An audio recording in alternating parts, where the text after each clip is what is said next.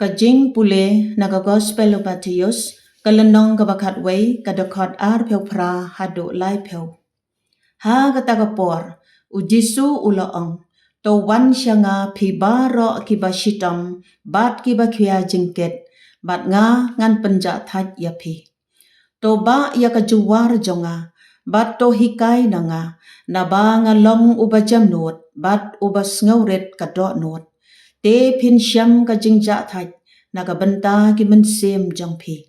Naba ka juwar jonga ka long ka basuk bat ka jingkit jonga ka long ka basting. Ka kubor babha utray.